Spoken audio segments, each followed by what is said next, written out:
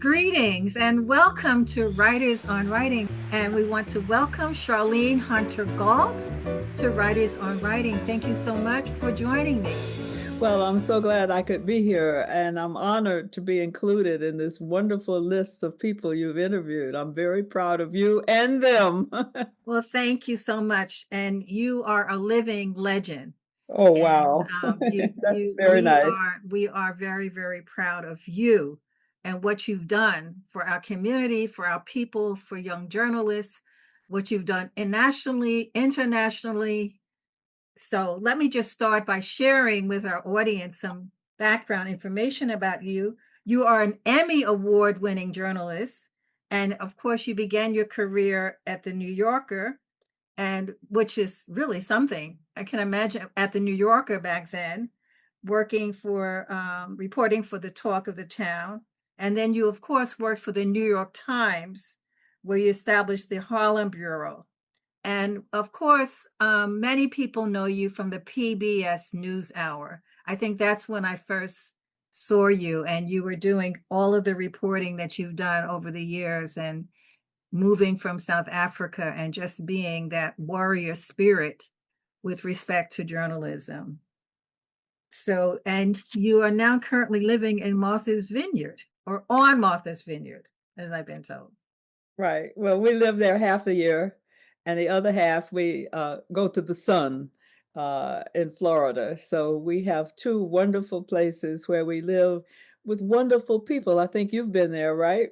Yes, I have. And it's a wonderful place. I Right. mean, it's like every other place in this world right now. It's got its challenges, but I'm very happy that the people who are involved with, um, well, making our country be what it was supposed to be are also there.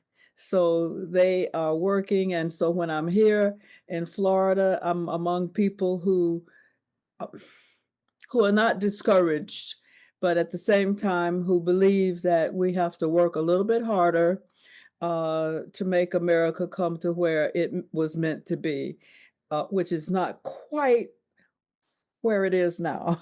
Right. What part of Florida are you in? So I want to go back to what you were talking about, what we need to be doing in the schools. You started out, really being a trailblazer and integrating the university. You've had an opportunity to talk to young people. And as you know, it is a challenge right now to really get people interested in reading, to create that book culture that we think we need. And when you look at the impact of AI, you look at banned books, you look at what they're doing with this curriculum and erasing the history. What are your thoughts on how do we get people involved in reading, our young people and our community more involved in actually reading? Is it a lost cause? No, it's not a lost cause. And we have to do the kinds of things that you're doing. Let more and more people know about your podcast. But then there are people all over the media, for example. I was looking at something that what's his name, the late night show co-host, late night show person. Sorry, at my age, I forget things, especially this early in the morning. um, but he was talking about some of this craziness in trying to inhibit uh, people from looking at our history, and I just don't think that. I think that there are people who believe as you and I do, and we're going to keep on keeping on. We're going to keep on doing what John Lewis said. When they got ready, and it's not always easy. For example, and this is why our history is so important, because when John and his fellow uh, civil rights activists were preparing to travel south to challenge the segregation on buses and interstate commerce, because the 54 decision, which a lot of young people don't know anything about today, but the 54 decision had also opened up the bus routes. So when they got ready, he organized a group of people, black and white, and he asked each of them to sign their wills before they left. That's amazing. Yeah, because he That's didn't. a real reality check. Right. And But they did. And sure enough, when they got to one place, the first stop they made, John attempted to go into the white area of the restaurant. And they said, "Oh no, you got to go back in the back." And John said, "I'm here based on the decision of 1954 that eliminated segregation, et cetera, et cetera." And they started beating the what out of him. Well, who got off the bus to defend him?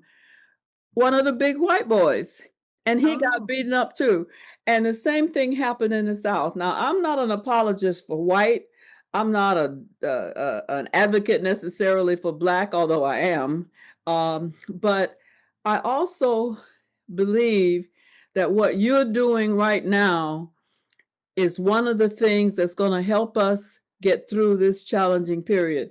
Because given our history, and there's a lot coming on television these days about our history, thankfully, but given that history, we need to know, our younger people need to know that we can overcome. And when we study our history, that's when we learn about John Lewis and his cohorts. That's when we learn. There was a great piece on the other night about who was it about?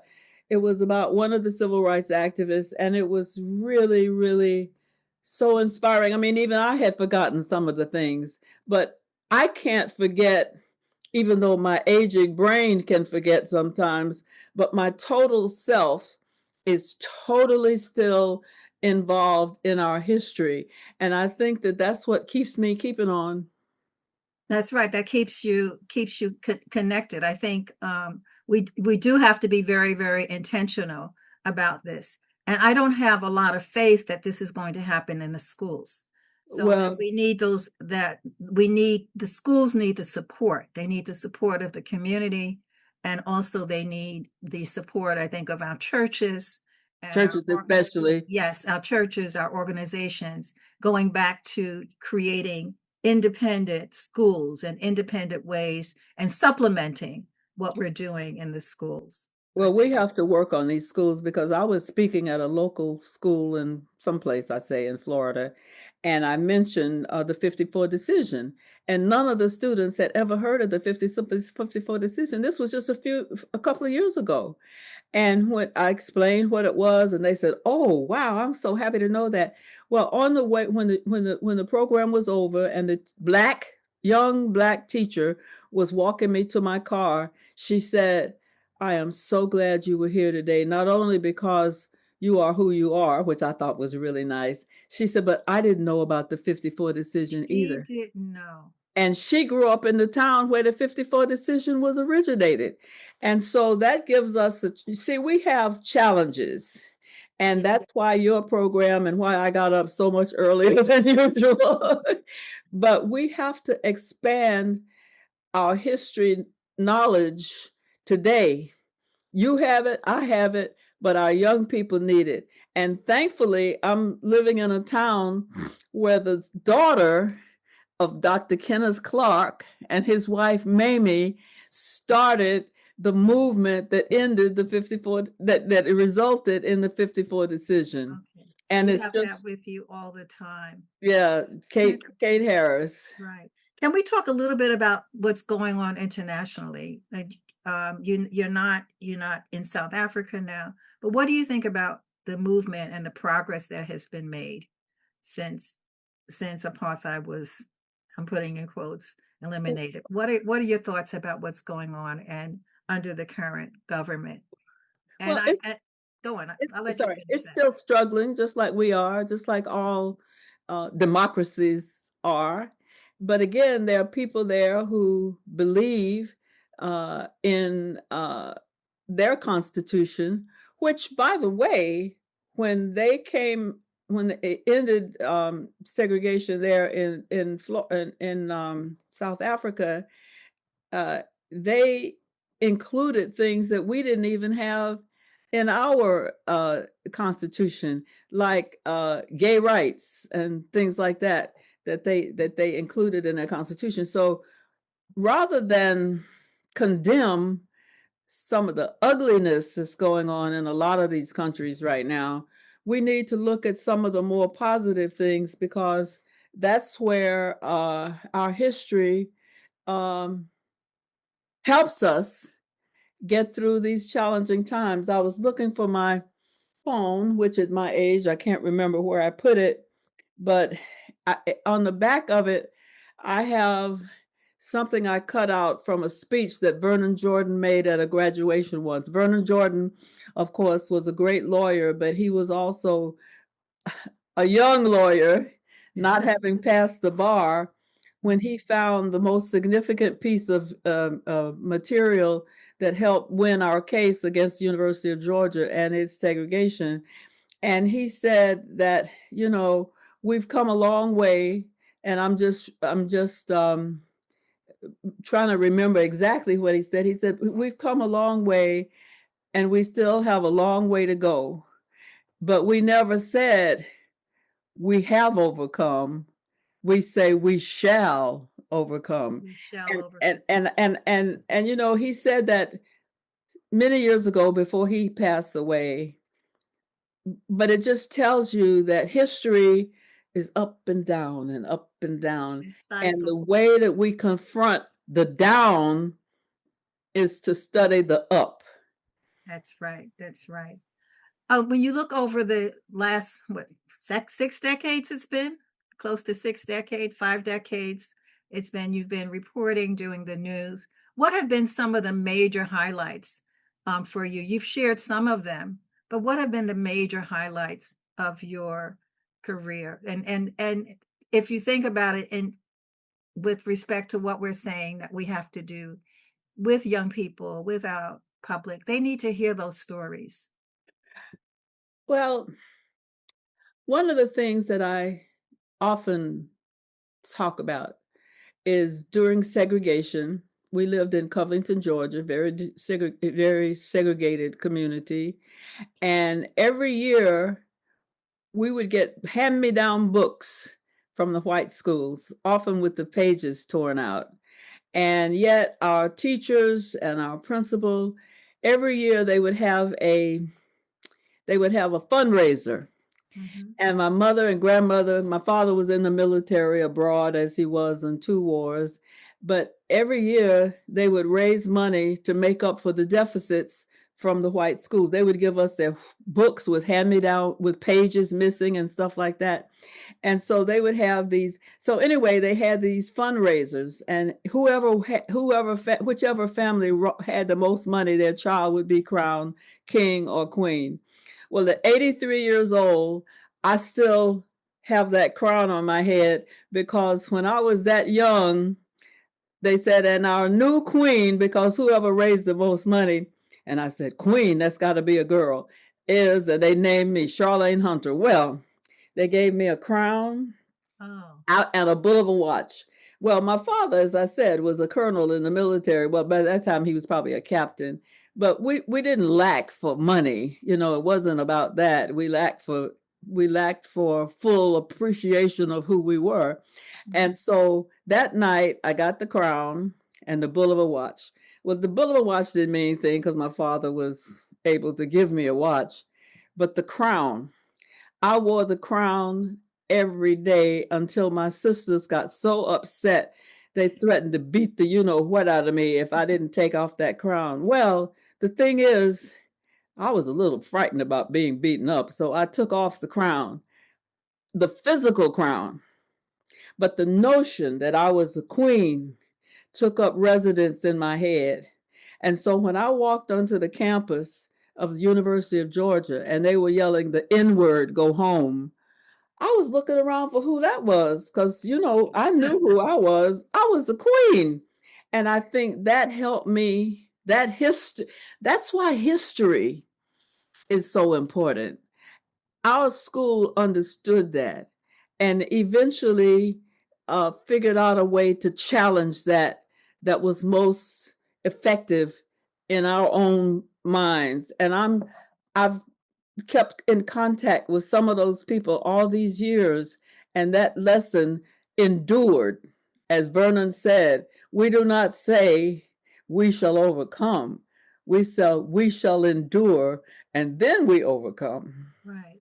You know, you also bring up the fact that your background, what your father did, what you were surrounded with, your self-esteem was high. You had the confidence. I think of our new Justice Ketanji Jackson, and I maintain that can stand up and is strong like that because of the background she had. Her parents ensured that she had a sound education, that she felt good about herself. They challenged her. They surrounded her with images of herself. They surrounded her with the literature of herself. She talks about having to memorize For My People when she's in elementary school.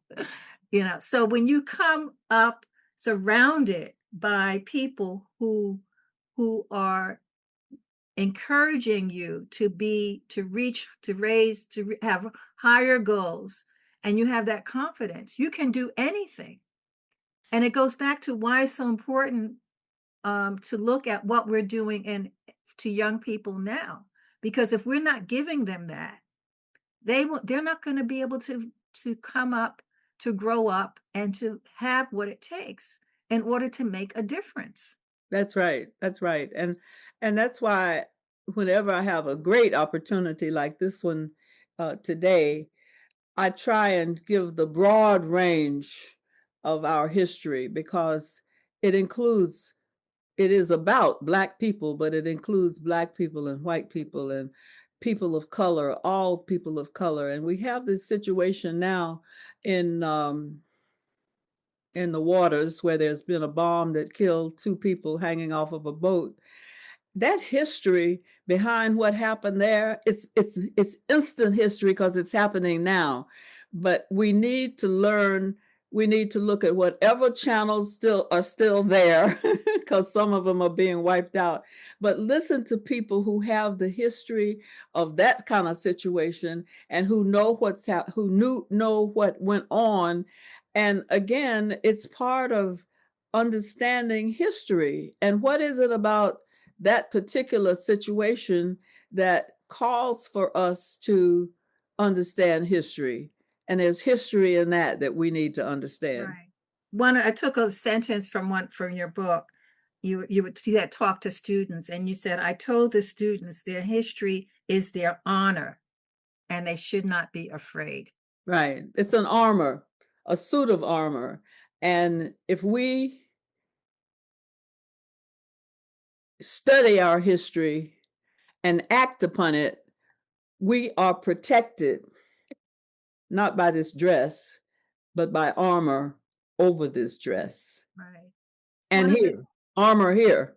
That's right. The crown. Right. The crown. The crown. Right.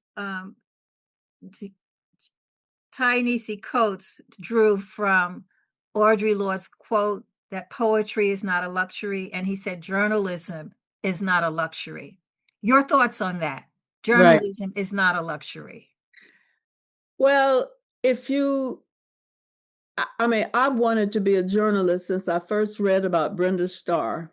My grandmother used to read 3 newspapers in this segregated town, and that's how she kept herself informed about what was going on in the world. And I used to read the comics. And of course, there was Brenda Starr, who traveled all over the world in search of people. And so that was my first inspiration. But then I learned about Black journalists who had done, so much to educate our people. And when I say our people, I don't mean just Black people. I mean human beings.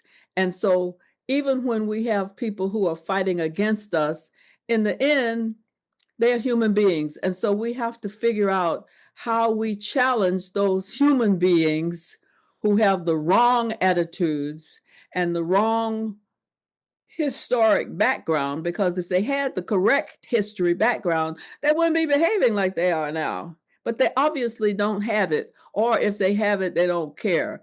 And then those who believe, as I do, and I think you do, as long as we put out the words of why we believe, eventually I think we'll have more and more people who will be with us in terms of trying to create a more perfect union.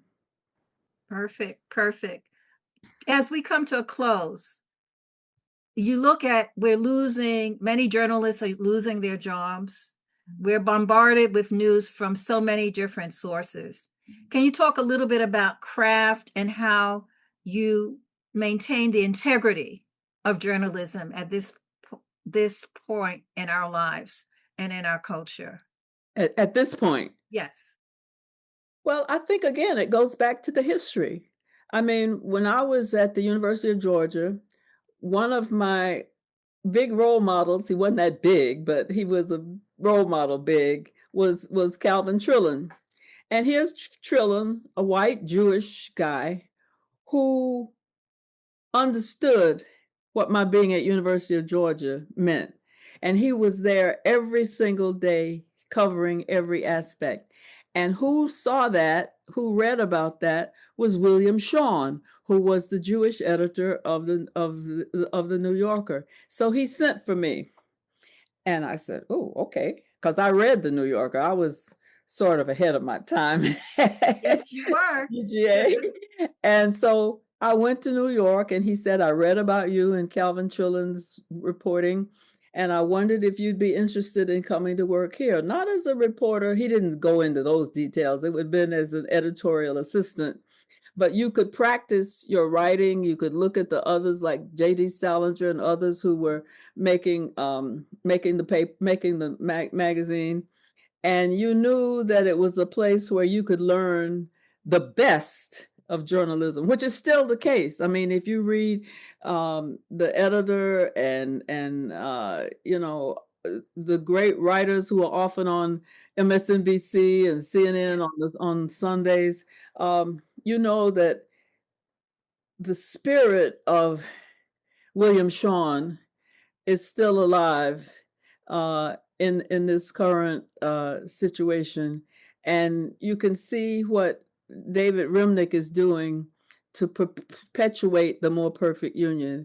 I'm very pleased with my association with that magazine, and thanks to William Shawn, wherever I know where he is, wherever heaven is where he is, because I don't know if it's up or down, but I think it's all around actually. And I have so much inspiration to keep on keeping on, even though from time to time medications I take for various things cause me to be a little bit um, I always come back, and I've got all of this history in here. Eric Diggins, Race Bader, and Justice for All, Stephen Ellman, New Daughters of Africa, Barack Obama, A Promised Land, Life Upon These Shores, Henry Louis Gates Jr. I have to say this, my brother, he is doing as you are, providing history and in some cases reality checks on where we are as a country. And his pieces on semi-autobiographical pieces that he does on people in his program on television is just so inspiring, because you can see how important history is, because so many of those people whom he uh, uh, who he records didn't know their history. And some of it is negative and some of it is positive. But by the time they finish Henry Louis Gates, and the other person we love, he and I both, every Sunday, we're not in Chicago, but we tune in to Otis Moss III, and we used to listen to his dad, Otis Moss Jr. And those are two people, and Monica Moss, the wife of Otis Moss. He said when he met her first years and years ago on the Morehouse campus, he was at Morehouse and she was at Spelman. And one day she's walking up the Spelman campus, and he's walking in her direction, and he says, "Oh my goodness, I've been looking for you. And fortunately, it must have been instinct or something, because they're both in the same place. And as after each of his sermons on Sunday, we get it online because we're not in Chicago where the church is. But after each of his sermons, he ends the benediction. May the road rise to meet you. May the wind always be at your back. But then he ends his sermon. Then he says, we got, and everybody's used to him doing this, 5 minutes. So he ends the sermon, ends the official part of the service, and then he goes to 5 minutes to discuss some aspect that of mistreatment of Blacks that needs to be addressed, and he gives some examples of how to do it. And so our churches, so many of them, like Reverend Moss's, are giving us history lessons, and that's important too. But not everybody has to be a Christian. I have a lot of Jewish friends. I have one who just visited Israel and brought me back a beautiful pear, which is a symbol of something there. I can't remember at the moment, but I'll ask her when I get off the when I get off the show. But you know, I just still believe that we have to embrace all of our people, and even those who don't embrace us. Like there's a grocery store I go to, and after all these years, I can walk through that grocery store, and almost 8 times out of 10, there'll be some white person who will say, "I know who you are," which tells me that there are people here in this country of all races, creeds, and colors who believe in our Constitution and who, as Vernon said, will help us keep on keeping on. Well, I think that is an excellent way to close. I want to share with the audience, and I don't know if you can see the book. Let me turn this. Yes, I got that My one. People, 5 Decades of Writing About Black Lives. When I saw that, I said I had to get it. And if you remember, when we met and we saw each other in Jackson a couple of years ago at the conference, and they had run out of copies. So mine is not signed. I will bring it to Martha's Vineyard this summer. Oh, good. When are you coming? Let me know. But this one is also, I started reading this one because I had no idea what you were going to ask me to. Okay. And so I started reading this and I said, oh my goodness, I wrote that. And I was a little bit surprised, but you know, I was very happy to see that even from the very beginning, my parents taught me our history. And I think that's what has enabled me to survive to this point, even though I have a few problems there. But well, this has been a really teachable, so many teachable moments. And really, thank you so much for the honor of interviewing you and just admiring. You're still doing the work. You're still doing the work. Well, thank you. Inspiration. You encouraged me. Thank you, and keep on keeping on. Okay, this has been Writers on Writing with your host, Dr. Brenda Greene, and we come to you on Sundays. You can listen to us at 91.5 FM, but also you can view this show on our YouTube page, which is at the centerforblackLiterature.org. Okay, I've taken notes because that's what I've learned to do, but send me that, would you? I'm also a little progressive because I look on my phone every day. Like most people walking down the street are not looking at where they're going. They're looking at what's on their what's on their phone. So put it on the phone. Okay. Okay.